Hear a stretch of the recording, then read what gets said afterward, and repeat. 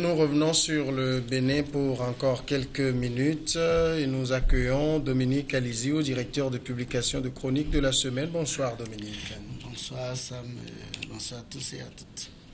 Alors, Horus Tonkovi, sur le cas béninois, vous vouliez placer un mot? Oui, en fait, le dernier mot que je voulais placer, c'est que, en fait, ce que je voulais faire comprendre aux gens, c'est qu'actuellement, on est un peu dans un vaste système mondial où tout est plus ou moins standardisé. Et la grosse mode est de mettre à la tête des États, on va dire, des gens qui sont rodés dans le domaine économique, des chefs d'entreprise. Vous allez voir Trump, vous allez voir Macron, vous allez voir... Et le problème qu'il y a, c'est que les États sont un peu gérés comme des entreprises. Donc, à un moment, on a l'impression, on a le sentiment que ces personnes qui sont de ce domaine du patronat sont dans la démarche de mettre le peuple au pas. Oui. D'où le fait d'aller à l'encontre d'un certain nombre de revendications sociales et de couper les ponts à tout ce qui peut être revendication syndicale. Et on l'a vu un peu au Bénin. À un moment, on veut couper, on veut rompre avec le mouvement, on veut circonscrire un peu les velléités des syndicats, où on se souvient d'ailleurs d'un discours de Talon qui se plaignait en disant que non, il manquait un certain nombre de qualifications pour pouvoir... Et on le sent, vous allez voir au niveau de Alassane Ouattara, on sent ça aussi. Vous voyez Macron avec les problèmes sociaux qu'il a en France, on sent ça, la volonté de rompre avec le tout socialisant. On veut mettre le peuple au pas. Vous voyez, de Trump, même chose. C'est-à-dire, je donne des directives, vous suivez. Le ministre, on le met à... Donc, c'est pour ça que je dis... le problème n'est pas que la personne peut-être ne connaisse pas le pays, mais dans sa vision du pays, il est dans une directive, dans une démarche de chef d'entreprise, sponsorisé un peu par un établissement mondial, où on n'est pas dans des considérations sociales, mais on est dans une vaste usine où il faut mettre les gens au pas. Voilà, on a une démarche économique, un objectif économique. On a, vous allez remarquer même les plans de développement, que ce soit les plans architecturaux de nos villes et tout ça, ils sont communs. Les investissements et tout ça, c'est à peu près les mêmes démarches. Même quand on vous parle d'aide aux populations, c'est à peu près les mêmes choses. Sylvestre?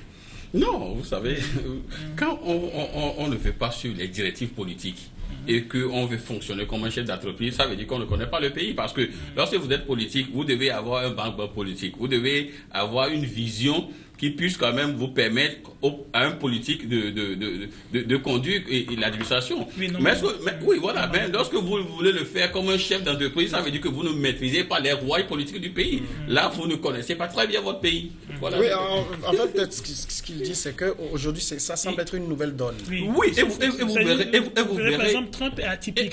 Trump ne respecte aucune directive. Ne respecte aucun modèle. Et vous verrez que dans la majorité des cas, ça n'a pas marché. Sauf la Côte d'Ivoire de Ouattara, parce que le gars, au moins, il maîtrise, il a fait l'administration. Il a été Premier ministre, donc il maîtrise quand même la gestion, la cité politique. Donc là, au moins, lui, il a déjà ce background, ce qui lui a permis gérer maintenant comme un chef d'entreprise et à côté avoir des notions politiques, ça lui a permis donc d'évoluer. Mais les autres qui viennent déjà, qui tombent peut-être dans la cité politique et veulent fonctionner comme un chef d'entreprise, ça ne peut jamais marche pas. marcher. Dominique Alizio, j'avais posé une question au début et ça me plairait bien de vous poser la question dans la même forme. Ce qui fait débat au Bénin aujourd'hui, c'est pas tant la modification électorale, mais parce qu'on veut obliger le futur candidat à résider 12 mois en permanence au Bénin. Et ça s'est déjà passé dans votre pays, ici. Alors, le Bénin fait quoi? Il copie à quelle fin et tout? On veut écarter des gens? Non, bon, on peut penser ainsi. On peut penser qu'on veut écarter des gens, mais la réalité est qu'il n'est pas normal non plus qu'on veut postuler, on veut aller devant le peuple et qu'on soit à l'extérieur pendant des années et que, bon, à la veille, on débarque et puis on se positionne parce qu'on a un peu de l'argent. Je crois que c'est quand même une démarche qui voudrait que tu veux aller vers le peuple, il faut être avec ce peuple au moins 12 mois. Et je crois que moi, personnellement, je ne trouve pas tellement d'accord. Et je crois que peut-être vous avez pris juste une partie de du code. Il y a plusieurs aspects bien sûr. code. Parce que, et selon ce que moi j'ai eu à entendre, c'est que il y a eu d'abord un débat. Un débat au niveau des populations, et puis qui est remonté parce qu'on a pris en compte les 3 dernières élections. Les 3 dernières élections présidentielles, législatives et communales, pour voir les défauts, ce qu'il faut aménager, ce qu'il faut arranger. Et vous allez voir même dans ce code, on a parlé même de revoir l'aide qu'on doit apporter aux partis politiques. Donc il y a beaucoup d'aspects, et également de revoir la LEPI. Et la liste électorale permanente. Donc tout ça là, ça fait partie maintenant. C'est que, bon, c'est vrai que Patrick Talon, contrairement à ce que Sylvestre disait tantôt, qu'il est beaucoup plus chef d'entreprise que politique, c'est pas évident. Patrick Talon était déjà un politique chevronné, parce qu'il était déjà dans les arcanes du pouvoir de Kérékou. Puis, il est celui qui a fabriqué Yahi Boni. Et c'est justement pour des raisons d'intérêt. Un faiseur de roi plus. Mais un faiseur de roi n'est pas roi. Actuellement, quand il a pris le pouvoir, vous savez qu'il a une majorité actuellement à l'Assemblée. Comment ça s'est passé s'il n'est pas politique? Il s'est fabriqué une majorité. Ah mais oui, c'est justement parce que... Oui, mais on sait comment ça a marché. Oui, mais c'est ça, l'argent rime avec la politique également. Donc on ne peut pas systématiquement dire que Patrick seulement. Je crois que parfois il veut franchir des pas. Mais le Bénin est un pays aussi qu'il ne se laisse pas aussi aller facilement. Et sans oublier que le Bénin est un pays où c'est toujours la guerre de 2 ou 3 contre 1. Puisque hier, Yahi Boni au pouvoir, c'était Patrick, c'était Soglo, c'était autre contre Yahi Boni. Aujourd'hui, c'est Yahi Boni qui se retrouve avec Soglo et autres contre Patrick.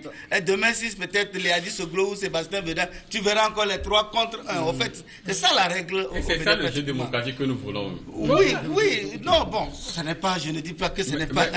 Maintenant. Si vous permettez, je voulais rebondir sur ces déclarations de Dominique qui dit que, en fait, si vous voulez briguer la magistrature suprême, vous n'êtes pas condamné à vivre éternellement dans le pays. Non, là, quand tu me dis, par exemple, qu'il doit rester avec le peuple, je vous dis, la plupart donc des politiques béninois sont des hommes d'affaires. Du moins, ceux qui sont au devant de la scène aujourd'hui sont des hommes d'affaires. Donc, vous ne pouvez pas contraindre un homme d'affaires à rester éternellement au pays parce qu'il voudrait briguer la magistrature. Mais seulement ce qui est curieux, dans cet article, c'est le fait que lui-même, il était en exil. Voilà. Il est juste rentré à la veille. Là, tu comprends, mais comme ça, il veut casser des gens. Peut-être que, il voit qu'il faut maintenant harmoniser les choses. Puisque vous savez que pour être président aux États-Unis, il faut être né aux États-Unis. Bien sûr. Ah, vous savez ça? Ça, c'est normal. Donc, c'est dire que quelque part, et je vois la chose qui fait un peu sourire, le fait que lui-même, il était en exil et qu'il a débarqué juste pour se présenter. Il n'a pas respecté. Là, vous comprenez qu'il veut. Aujourd'hui, il veut que ça soit aussi. Bon, dans tous les pays, il y a de ces petites choses comme, si ça peut écarter certains, je ne sais pas, dans ce cas d'espèce, ça écarte qui? Puisqu'on nous connaissons les acteurs politiques béninois, ils sont pratiquement tous au pays. Non, je ne sais pas s'il y a certains de la diaspora. Il y a Sébastien qui devait... Javon est toujours au pays. Peut-être éventuellement Lionel Zinsou s'il revenait. Ah oui, non, il y a Léadi Soglo qui est actuellement poussé Voilà. en exil à Genève. Peut-être si c'est lui qui est visé, je n'en sais rien. D'accord. La Gambie, c'est le second sujet que nous évoquons. 3 malades du sida qui affirment avoir servi de cobaye au prétendu traitement de l'ex-président Yahya Jammeh le poursuivent en justice en exil en Guinée équatoriale et depuis janvier 2017, après avoir été contraint de céder le pouvoir qu'il a exercé sans partage pendant 22 ans. Yahya Jammeh se targuait de dons mystiques, notamment de pouvoir guérir l'asthme, l'épilepsie, la stérilité et le sida avec des plantes et des incantations. Horus Tonkovi, quand vous prenez l'archétype d'un président comme Yahya Jammeh, comment on en arrive à tomber dans ces genres de je ne sais pas si c'est un mythe, de dire oui, je peux guérir des maladies. C'est...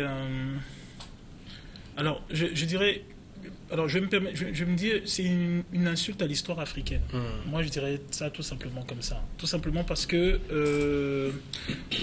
comment dirais-je, on essaie de se parer d'un certain nombre de valeurs africaines, de les flouer, de les vicier, de les brandir, et on s'en sert pour abuser des gens.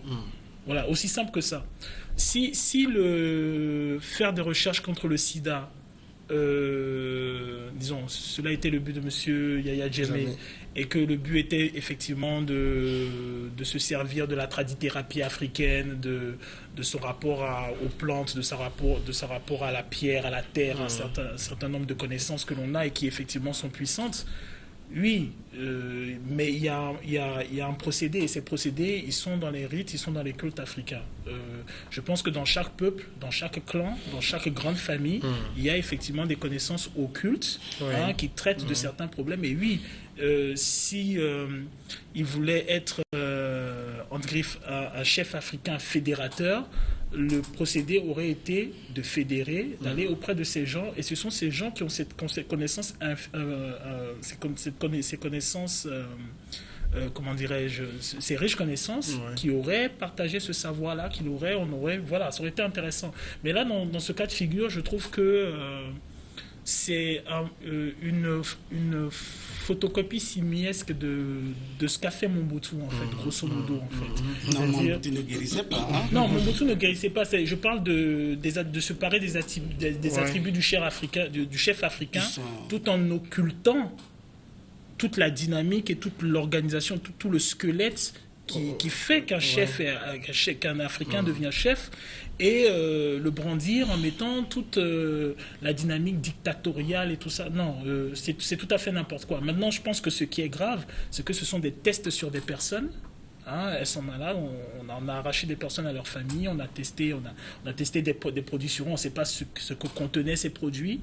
Moi, il y a des choses qui m'amusent. Quand par exemple on dit à un moment, tu dis des choses mystiques. Des dons mystiques. Des dons mystiques. Il y a des choses, il faut se méfier des termes, parce que ce n'est pas nos langages africains, on n'a pas réussi à les traduire totalement dans les termes européens. Donc, ce que nos anciens disaient en disant oui, je parle à l'arbre, ou bien l'arbre communique avec l'arbre, ça fait un mois, les scientifiques viennent de prouver que les arbres communiquent entre eux. À l'époque, quand vous allez voir des gens qui font des libations au niveau des carrefours, on disait non, ok, ils sont en train de mettre des fétiches. Actuellement, il y a une science qu'on appelle la géobiologie, qui est étudiée par certains architectes, qui consiste à des libations dans les carrefours. Oui, si, parce que ce sont des points de sacrifices. Oui, parce qu'en fait, ce sont des points de connexion magnétique. Vous allez voir, les pyramides sont basées sur des points d'énergie. La Terre est un vaste réseau magnétique. Donc, vous allez. C'est des charlatans, sinon. Non, il y a des charlatans. Non, il y a des charlatans qui récupèrent, mais il y a effectivement des gens qui ont la connaissance infuse. D'accord. Donc, je voulais tout juste terminer. Donc, à un moment, actuellement, il y a une science qu'on appelle la géobiologie. Vous avez des architectes qui apprennent ça. On leur dit, oui, voilà, vous devez placer la maison comme ça, vous devez placer la maison comme ça. Donc, bref, Yahya Jammeh aurait pu mieux exploiter ses connaissances africaines sans rentrer dans toute cette comédie qui, quelque part, pour moi, salit un peu l'Afrique. Dominique, Yahya Jammeh était un peu comme les chefs d'État africains qui s'entourent finalement d'un certain mythe qui leur permet d'avoir une grandeur sur leur population. Oui, en fait, je crois que c'est ce qu'il recherchait, en faisant croire à la population au monde entier que lui, il a le pouvoir de guérir le sida, puisque vous savez, le sida, c'est la maladie du siècle, où les chercheurs aujourd'hui s'activent à trouver les remèdes nécessaires.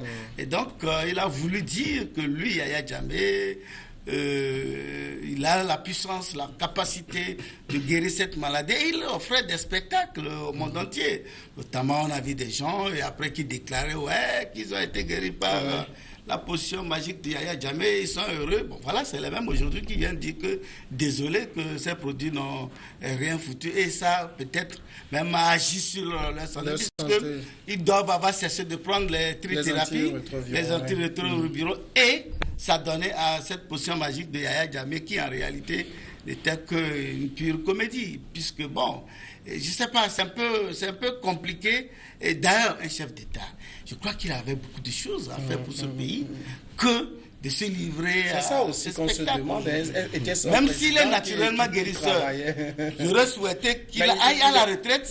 À la retraite, donc il n'a pas ce don-là, sinon il n'irait pas au métier des armes.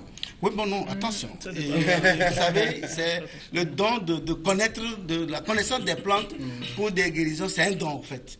Tu peux avoir été militaire ou prêtre ou pasteur. Si c'est un don, peut-être que c'est dans la famille, oui, tu peux l'exercer. Il n'y a pas de souci. Maintenant, lui, c'est qu'il a voulu dire qu'il guérit l'une des plus grandes maladies redoutées à travers le monde entier, qui est le sida. Et comme ça, son nom va apparaître dans les livres de Guinness, qui devait prouver que voilà un président guérisseur du sida. Malheureusement, tel n'est pas le cas. Et aujourd'hui, les langues se délirent, puisque bon, peut-être à l'époque, même si après tu te rends compte que vraiment ça ne va pas, tu ne peux pas parler. Parce que si tu le dis, il y a de quoi des gens qui viendront dire, mais pourquoi tu peux douter de la capacité? Peut-être que si tu souffrais de cette maladie, vous savez, le sida, ça crée des maladies opportunistes. On dira non, c'est plutôt le palu qui te tue et non le sida.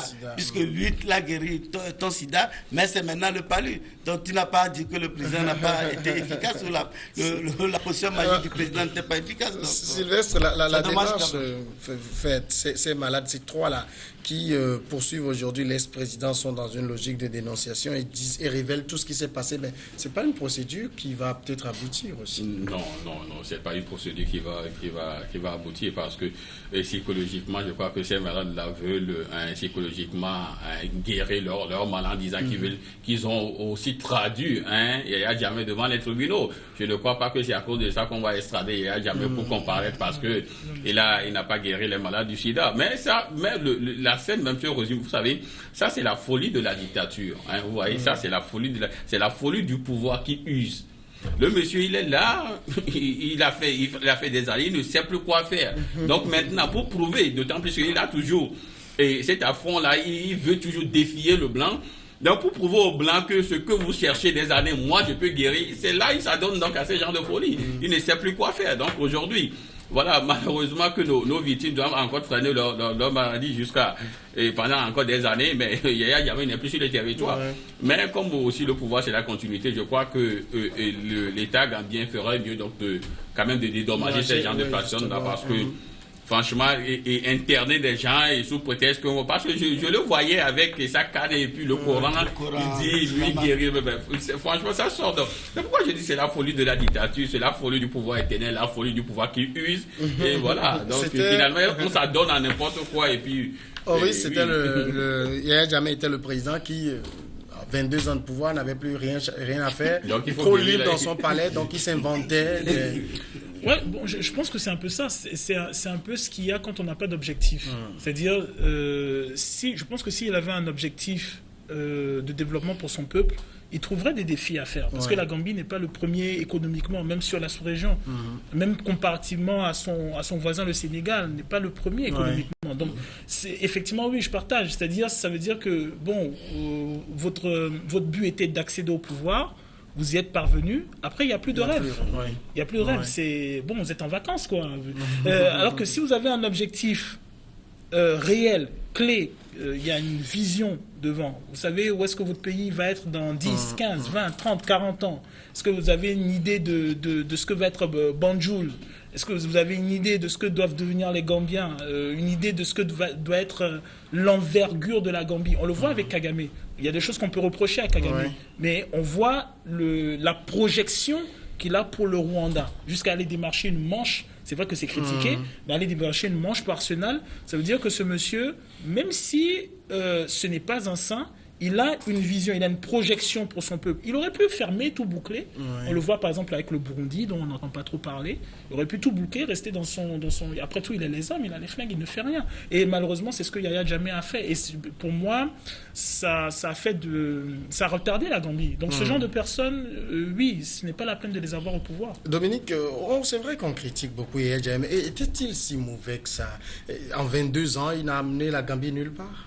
Non, pourquoi pas, on peut pas dire ainsi. Vous savez, moi, j'apprécie le fait qu'entre-temps, il tenait tête aux Occidentaux. Vous savez, il a refusé les aides et puis les prêts du FMI et de la Banque mondiale, qu'en réalité, qui sont des produits d'intoxication ou bien des prêts. Ces prêts-là nuisent parfois à nos économies, à nos peuples, parce que vous passez votre temps à payer une dette aux intérêts de la dette, et que la dette est là, un beau matin, on dit, bon, tu es le pays, il faut te déclarer pays très pauvre pour qu'on puisse l'annuler. Bon, vous savez, pays pauvre très endetté. Donc, vous savez, c'est des formules fabriquées par ces Occidentaux que lui, il se dit, il tenait tête. Oui, bon, maintenant, de l'autre côté, au niveau du bien-être de son peuple, est-ce qu'il a véritablement réussi? Je ne crois pas. Par exemple, côté tourisme, on dit que la Gambie, c'est le seul pays d'Afrique qui n'a pas une compagnie aérienne, mais dont le tourisme est très développé.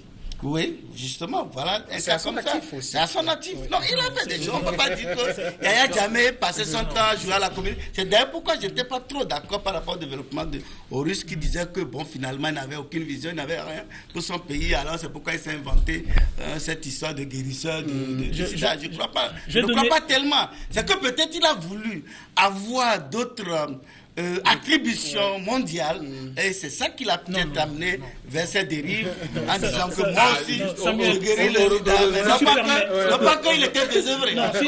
Si tu permets, c'est-à-dire ce truc-là sur le continent, il faut qu'on arrête, il faut qu'on arrête ça. Année 1800, la France, fin de l'Empire. En 24 ans, ils sont passés de 1000 km de voies ferrées à 17 500 km de voies ferrées, reliant les principales villes.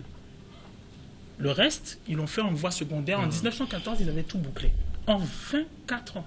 Et la guerre a tout détruit. Non, la guerre n'a pas détruit. La Première Guerre mondiale n'a pas détruit les voies ferrées. Elle a détruit certaines infrastructures, mais pas. On les utilise encore, ces voies ferrées. Je parle de 1800. On est en 2018. En 1800. En 24 ans, ils sont passés de 1000 km de voies ferrées, alors qu'on venait de renverser Napoléon, à 17 500 km de voies ferrées. Donc, le truc qui consiste à se complaire dans ce chemin où l'Africain, ça va être le tourisme, ok, c'est l'autre, on va prier, l'autre va venir, bon, comme à Lomé, bon, on va attendre, ok, les touristes vont venir, tout ça, ou bien le paquebot arrive avec de vieux Américains, on dépêche des photographes, on prend un groupe de danseurs traditionnels, là, ils vont danser, les photographes, on prend un bus, il va à Kbalimé, ils font 24 heures, ils reprennent dans le bateau, on dit ouais, le tourisme a marché. Il faut qu'on arrête ça, c'est de la bêtise. Les Africains ont tout le potentiel économique, intellectuel, Moi, je voulais même pas prendre ce pan donc de la situation. Moi, c'est en fait l'intervention de Dominique quand il disait qu'il tenait tête aux Occidentaux, il refusait les aides. Ce n'est pas le fait de refuser les aides qui pose problème. Mais d'accord, si tu peux refuser les aides, mais développe quand même ton pays. Oui, c'est là que les moyens. Pourquoi il n'a pas réussi à ce niveau? Il n'a pas les moyens. Le gars qui se permet donc de tuer des journalistes, qui se permet donc d'assassiner la meilleure manière de tenir tête à des Occidentaux, c'est de montrer la réussite de son pays. La Gambie a des potentialités nécessaires. C'est d'ailleurs pour laquelle les Anglais ne l'ont jamais cédé aux Français. C'est parce que c'était un endroit stratégique. La Gambie a des potentialités nécessaires. C'est un petit pays pour pouvoir réussir et se réaliser. Prenons même le cas du Rwanda. Aujourd'hui, le Rwanda peut tenir tête à la France parce que le Rwanda n'a plus rien à envier à la France. Et là, quand on voit ce pays, on sait que ce pays prospère. Donc, non. Le Rwanda a des appuis derrière. Et ces appuis derrière sont des puissances.